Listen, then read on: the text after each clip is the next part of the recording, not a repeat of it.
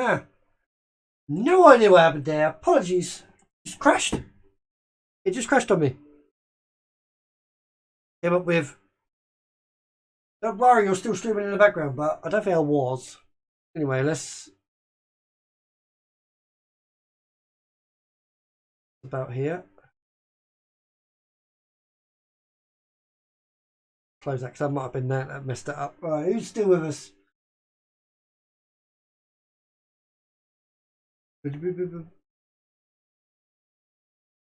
Jesus. A million things happening. Right.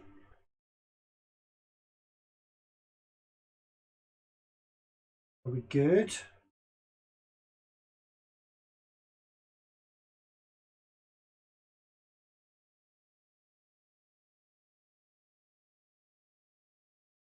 Right. Should be back to normal again shortly. Bit of a technical hiccup.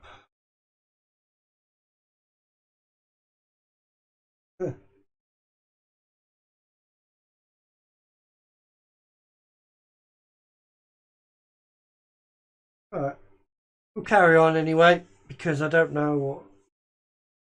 We're good here anyway. I've got good sound here. I'm live. I'm still showing us live. So, again, apologies about that if you've just tuned back in. We had a bit of a crash. Yeah. No idea what happened there.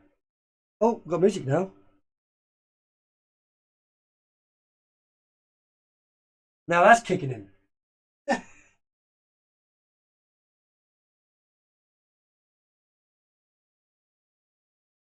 I think my soundtrack is causing me problems, so I'll have to figure it out. Okie dokies. Right, so let's go through just a quick reminder of what we got here. We have a foil includes something common. We have a Baleful Mastery removal from the Forbidden. Necroblossom Snarl, which is the land. We've got the multiple choice. Leonin Light Scribe, and then the Yana Dean of Substance into Imbraham Dean of Theory. Cool. And then in our sealed pack we got the Mavinda Student's Application. Now the really spicy stuff. So we got Claim the Firstborn, Strategic Planning, Duress, Adventurous Impulse. We've got a Foil Increase of Vengeance. The focus. Revitalize. And our pre-release promo is a double masters. Double major promo there. So let's zoom out a bit. So in our pre-releases, we tend to just have a look, see what we get, see what rares. I assume you could play these in the pre-release kit, in the pre-releases. So I'm going to bring together all the good stuff that is probably good to play. So there's an option to splash green as well if we were going to go into it. Good. So what I tend to do when I look at decks, I just have a look at what we have, separate them into colours, which is kind of good for me because I've got to separate them into colours anyway. Yeah, so you do them into colours, see what's your strong points, see where your weak points are, and as you go through the colours, you can just pretty much see straight away, really. Again, like I said, I am completely new to this set, so I have no idea what these cards are. By all means, I am not an expert deck builder.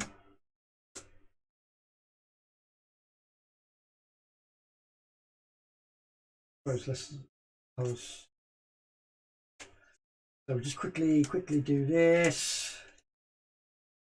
Separate them out into colours, pairings.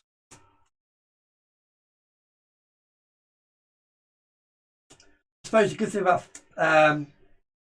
pre-release is your sideboard is technically the rest of your pool.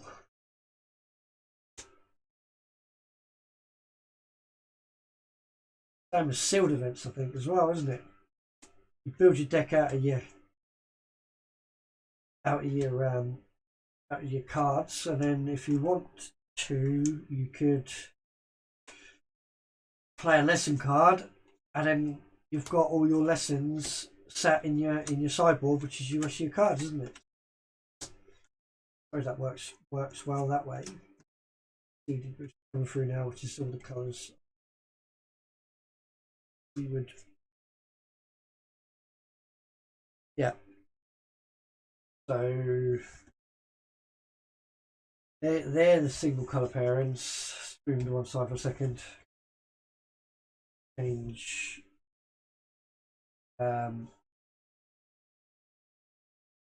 ones so that we've got Orzhov, Bulverik, Simic.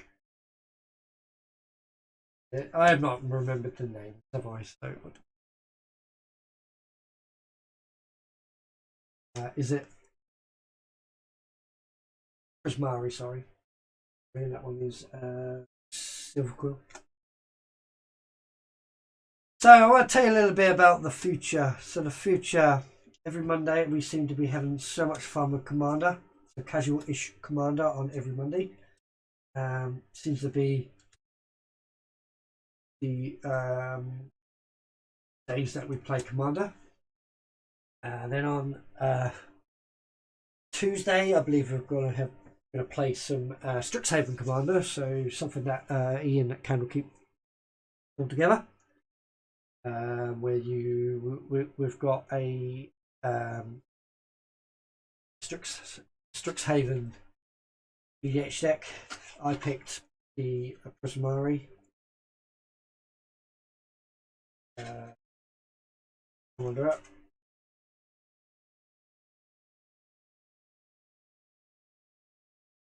Get the Safai Thunder Conductor. We're cool. So we get to play with that unedited on Tuesday. And then after that we get £5 budget, and then we got to upgrade it for £5. This is quite cool because these EDH deck card is like really thick. That is like a proper card. I suppose this is something new that they're doing for these EDH decks. Pretty quality as well, considering how thick they are. And this commander is two colours, one blue, one black, red. A legendary creature, human shaman, and 1/4 magecraft. Whenever you cast or copy an instant sorcery spell, scry 1. If that spell's mana value is 5 or greater, create a 4 blue and red elemental creature. If that spell's mana value is 10 or greater, it does 10 damage to a random opponent. An opponent chosen at random. So you could probably understand the length that this EDH deck will go. That's cast lots of spells very quickly and have lots of big spells that could become cheaper over time. Oops, sorry guys. So I've sorted out the cards that we've got here. What I tend to do is I tend to look and build what colours I intended to do first. So Orzhov, which is white and black. But that's me saying that doesn't necessarily mean that that should be the best deck for the sealed pool. It's just at the end of the day, it's just another sealed pool for an advanced member of the MTG community. So for a new person who's playing pre-release, might be best to just have a read and stick to as many colours as possible. As least colours as possible. Have a starting point. Don't go over 40. As this sheet here says. Let's have a little read of this. So the way you structure your deck can increase your chance of having the right cards at the right time. Most successful pre-release decks have 2 colours and have exactly 40 cards. Exactly what I was trying to say, but in better words. General deck ideas, you've got 15 to 18 creatures. Try to include creatures with evasive abilities like flying, trample, and menace. Because that is where the damage will go through. You can have 5 to 8 other spells, so there could be enchantments, sorceries, and stuff. So look for spells that destroy your opponent's creatures, make your own creatures stronger, or deal damage to creatures or players, or just make your deck fast. Then it says here, try varying the mana cost of your cast to form a curve that looks like this. See, this is all new to me. I never used to have this when we used to do Prerelease. So they're saying 0 mana cards 2. 0 to 2 cards. I get you. So 1 mana, 0 to 2 cards. 2 mana, 6 to 8. 3 mana, 6 to 8. 4 mana, 3 to 5. 5 mana, 2 to 4, and 6 plus 1 to 3. So basically what that is saying is the 2 to 4 mana is where you really want to build your deck around. If you have the majority of these, then you're classed as an aggro deck. You're fast and quick, or you're controlling. If you have stuff like 5s or 6s, they're normally end game. 6 plus is definitely end game. So your end game spells that would assist you to get to 5 or 6, you would have in your 2, 3, and 4 slots. Your like mana ramps, as they call it, and stuff like that. Generally, rule of thumb, 17 lands is where we go with decks like this. So out of the 40, 17 of them should be lands. And it says here, when in doubt, ask for advice. At a pre-release, you can ask other players for help, and you can adjust your deck throughout the day if you're not satisfied with it, which is very, very cool. That's why I want Tabletop Magic to come back, because going to an event, sat around a table with a bunch of guys, open up packs, people screaming in the background going, yeah, I got this card, drinking on some Monster Energy drink, snacking on some crisps or a chocolate bar, just discussing cards with friends. That's what it's all about. And if you're new, there is guaranteed to be someone there that will sit and help you. And you can, like it says here, you can adjust your deck throughout the day. Rolling deck construction is what they call it.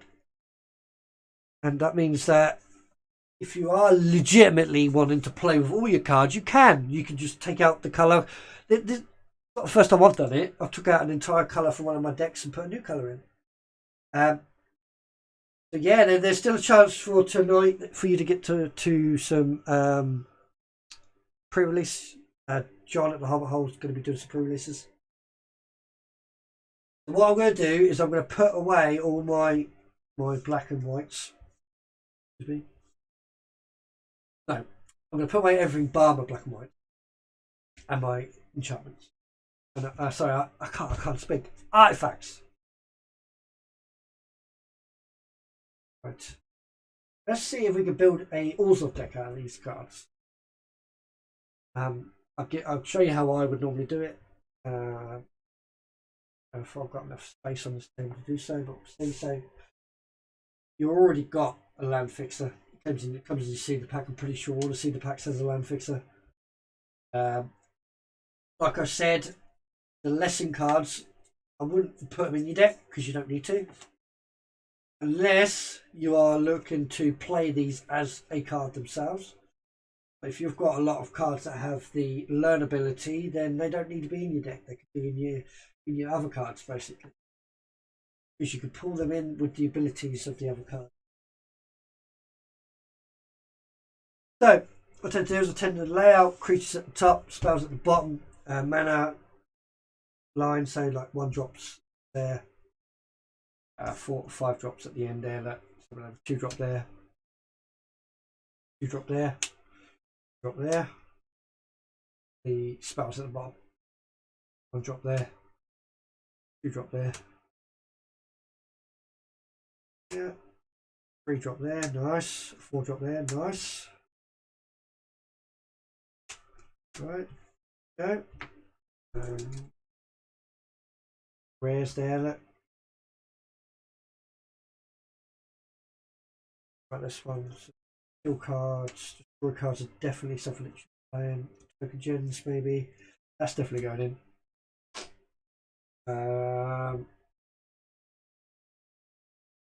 Just about to see everything on there at the moment. Cool. So, black 4, some of these cards are, you can definitely tell that they're not suited for it, like this rare here. Yeah, sorry, uncommon here. It's only suited for decks that you can really afford to just sacrifice creatures. So I'll put it to one side for a minute because you never know really. Two. Lots of 2-drops here. Two. A 6-mana one. Camera. 3-mana one here. 4-mana one there. 2-mana one there. The Apprentice. These. They're sorceries. So I'll tell you what, I'll put them down there. And don't forget that. Then we've got the Inkling Summonings and the Place Mage.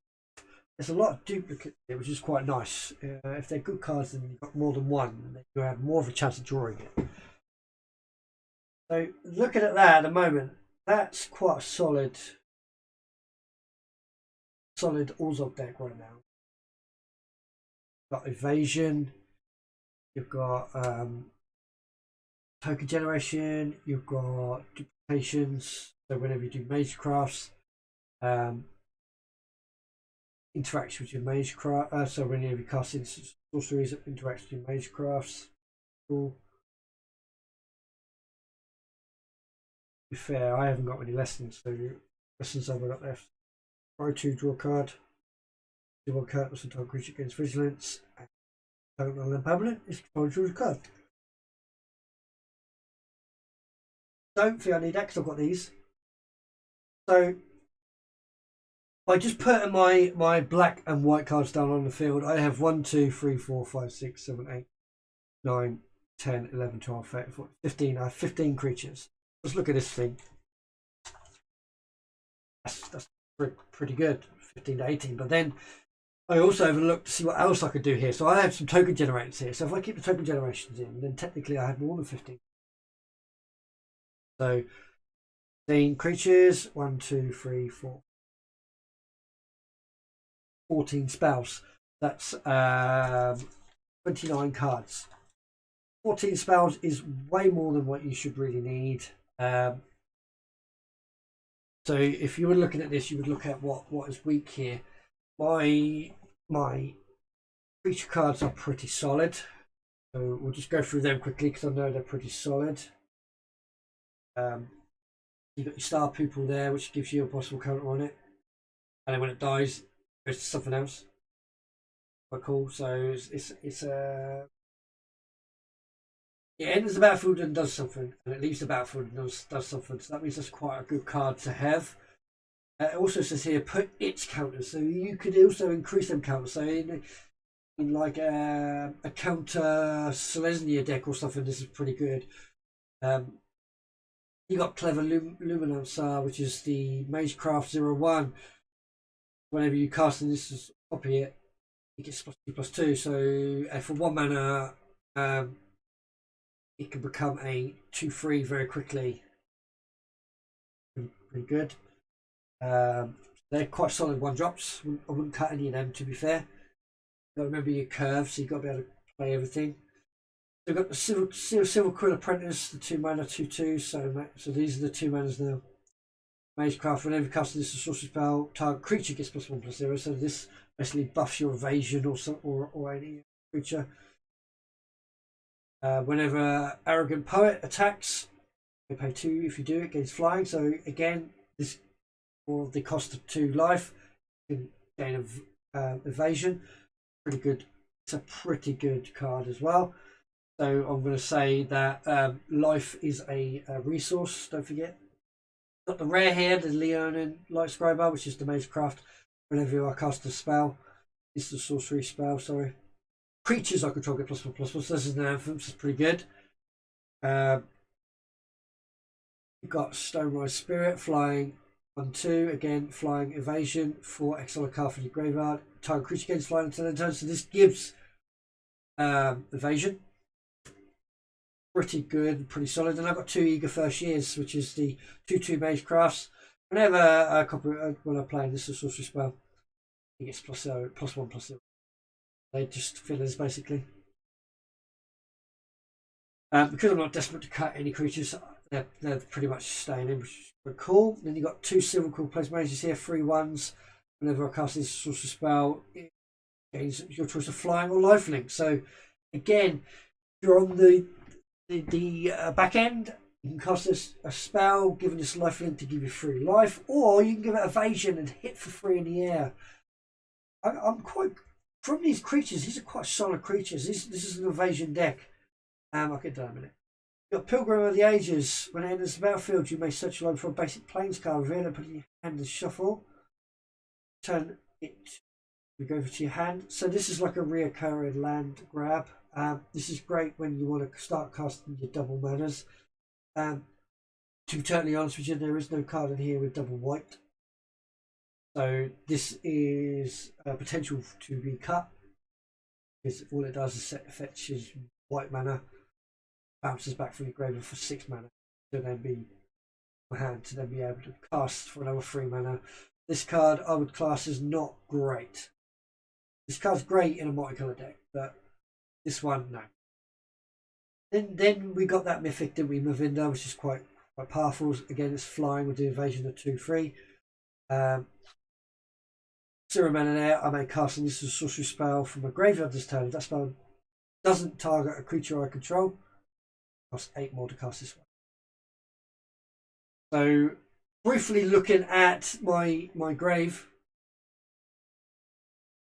not grave, my instant sorcery spells. A lot of them don't. There are some target spells.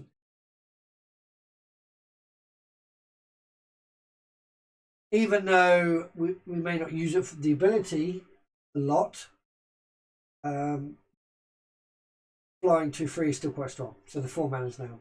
Got the 3/3 Warlock, sacrifice another creature, put a 1/1 counter on target creature. So this is if a creature's going to die, you might as well feed it to one of your other creatures. And it's not a tap ability as well, so you can pay as many mana as you like. Got Dueling Coach. Whenever it enters battlefield, put 1 counter on target creature. And 4 and white. 1 counter on each creature with 1/1 counters on. Again, you've got counters around here. The Star Pupil gains counters, so it's powerful. Then you got your 5 manas here. Flying again, evasion 2/2. When it enters the battlefield, return target creature card mana 3 or less from your grave to your hand. Basically, anything that way, come back with this pillar drop. So that's got loads of targets and pretty good. Right now, let's look at the instant sorceries. We know we can cut these because we have to. So we are looking at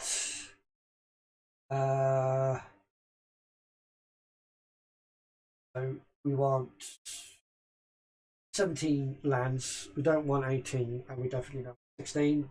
16 is good for fast decks. 18 is good for decks with big creatures. So 17 is the mid-range deck, and I would say this is the mid-range deck. You don't have anything powerful to get out quickly. High magics, high mana, and you don't have a lot of 1 manas, 2 manas, 3 manas that are constantly attacking. So I definitely would say 17 is push here. So that means that leaves me with 23 cards to do, and 15 of them is all the creatures. That leaves me with 8 sorceries. Yeah. Basically, it says here 8. So look, I've built a deck. I'm building a deck around this. You can find cutting cards to be the most hardest thing in deck building. It is, and even the most experienced members of deck building and stuff like that still struggle. So let's have a look at these instant sorceries. We've got a Essence of Fusion, 2/1 counters on target creature. It gains life link at turn. I create a 1/1 black and green pest creature with when this creature dies, you gain 1 life. Learn. So what I'm going to do is I'm going to put this in order of yes or no. So I'm making my decision. So at the top I'm going to say no. At the bottom I'm going to say Flunk. Target creature gets -X mana. And turn X is 7 minus double cards in that creature's hand. So this is a removal spell. Removal spells are pretty good to have. If this is also good for early game. Study Break, tap up to 2 target creatures with Learn. pseudo removal, so I can let them get on. Beam in defense, stun creature control gains +2 against hexproof until end of turn, so again that'd be good as well. So to start off with, I'd definitely say the hunt for specimens doesn't need to be in this deck. The reason being is it only gives you 1 token with a learn. Yeah, I do have lessons, but at the end of the day, I've got to cut cards and would say the others are probably better. I will remove that. Then the same again with this one here, the study break. This isn't really a learn deck. Tap up to 2 token creatures. It's good if you wanted to get damage through, but sure. Now the question is, you've got these cards here. These are definitely going in. You got the counters, lifelink, and you got your removal spell. They're definitely staying in. These are the ones on the chopping block right now. So you got the buff and the hexproof, but hexproof is great because it stops removal spell. Any of my Lavinders and stuff like my flyers can get protected.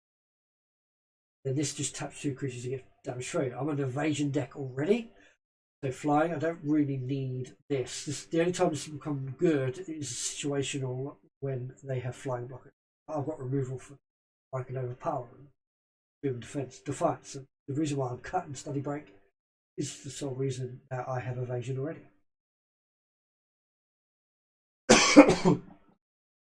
Let's drink. Right, 3 mana. Got the 2 Inkling Summoners. Create a 2/1 white black Inkling creature with flying. Flying Inklings are evasion creatures. Great, and it also triggers your Magecraft. The question is, do you need 2? I don't know. Let's see what else. See what else we've got. Accelerate Elocution. 2/1 counters token creature control. Creature control +1 turn 10. So that's like an anthem plus a boost. Strong. Through a token creature planeswalker. Whenever a creature blocks this turn, it loses 2 life. So that's a removal spell. Pretty strong. Each player loses 2 life. You draw 2 cards. So crush your disappointment. Okay, that's so everyone loses 2 life, and you draw 2 cards. It's great for replenishing decks, for fast decks. This is not a fast deck, this is a range deck. This is great for replenishing your hand. I would say that the others are much more powerful than this one. So we'll cut that. This is also a removal card. So removal is also good to have. Then you can also say you can have too much removal as well.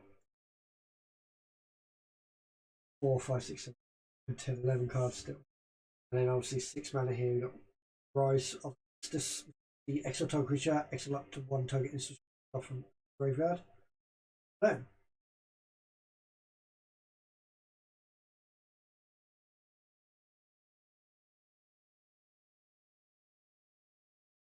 So now we're in a bit of a conundrum here. We've got to cut these down quite considerably.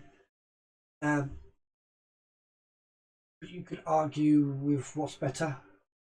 So again, the Pilgrim of Ages card that is still on my chopping block for creatures. Yes, I know I'm on 15, which says is minimum, but I'm willing to go to the 14 considering I've got evasion, plus I've got token generate.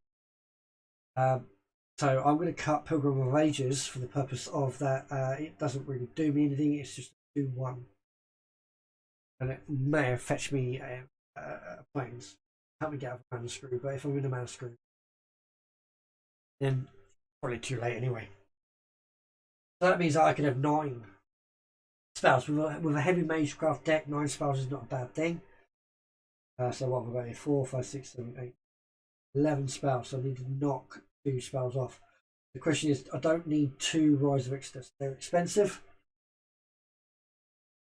And it removes a creature. Now I've got 1.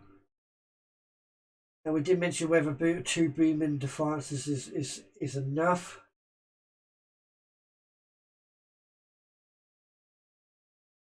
This is where you normally struggle to cut that last card. I'm down to last card here. So most likely Beaming Defiance, you don't need 2 of them. Remove that. So now I should have 23 cards.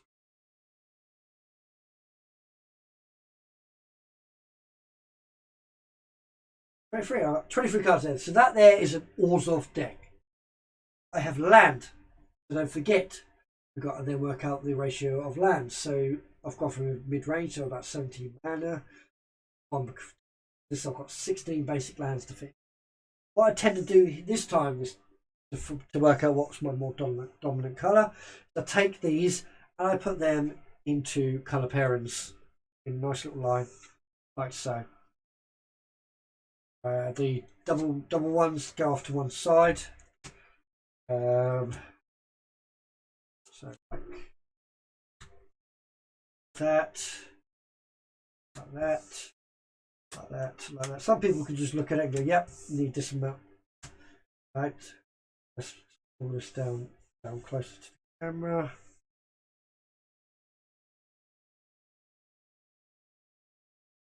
So I have. So you can quite clearly see there that white is my dominating colour.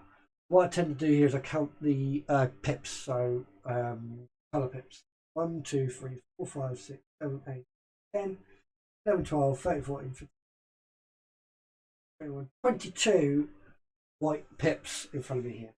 I've got 1, 2, 3, 4, 5, 6, 7, 8, 9, 10, 11, 12, 18, 19. So there is a 3 pip difference, which means that your dominant colour should be white and your black should be non-dominant. This should replace a black card. So 16 mana, split down the middle of 8/8. So I would probably go 9 plains and 7 swamps. 17, yeah. Because your bottom ends are white, your mid ranges are black. Yeah, 7, 8, 9, 10. Yeah, so yeah, definitely. There we go. So I would definitely say white's dominant colour here. I would go for 9 plains, 7 swamps, plus my Silverquill campus. And that there, guys, is the Orzhov deck that I would have played in the release. It's got lots of evasion, flying evasion. Let's just put up quickly. So flying evasion, lots of buffing counters,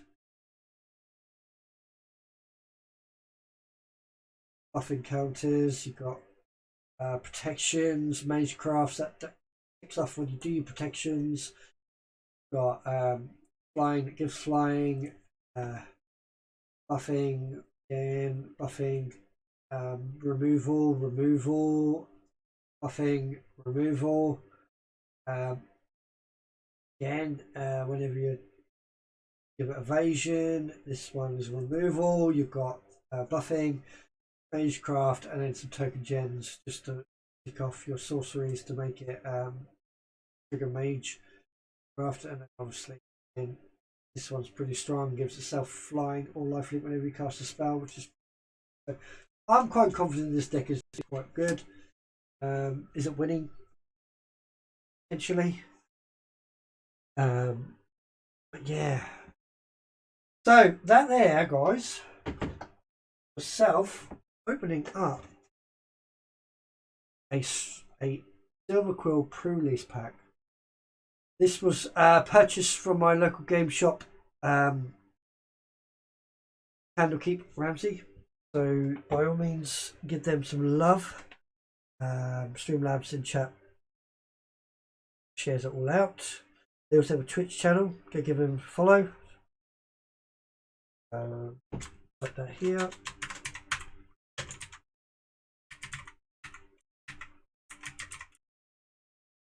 There we go. They have a Twitch channel. Go give them some love. As we've finished up opening the cards here, if you do see something that you like, they're most likely going to be for sale or trade. Currently building my website, so if I do this, there's the website for you guys. The Candlekeep Discord server does a lot of Magic the Gathering. They're quite passionate about it. But I also do have a Discord server. We get together and just chill out, chat, and we play games together. So it looks like the Discord at the moment is planning a Dead by Daylight game tonight. Yeah, definitely. Yeah. So if you want to join in, come join us. It'd be quite cool. If you're new, hit that follow button. Subscribe if you want to support. I'm going to be doing a bit more upgrading to my charities that I'm looking to progress through. So if you've been watching my Pokemon, you understand that autism awareness, big thing in our heart, and the Pokemon packs are opening up in aid of that. I most likely will do Magic the Gathering the same, because it gives more awareness. That's what we want to do. Next is what we're doing later on. Sure, what we're doing later on, unfortunately. Normally it's Dungeons and Dragons, but at the moment it seems to be a bit quiet on a Saturday. If not, we're just going to chill out, play some PlayStation, maybe some Dead by Daylight with the Discord. Go from there. Then Sunday, unfortunately, we haven't got a Pokemon opening in the morning. But in the evening time, we definitely got some Dungeons and Dragons where we start slinging some spells. I'll be my Divination Wizard level 3. Then if you're heavily into Magic the Gathering, on Monday, we've got that casualish commander where you can come along, chill out, watch us sling some spells, all 4 of us slinging some spells together. On Monday, I will be playing my Anawan deck. So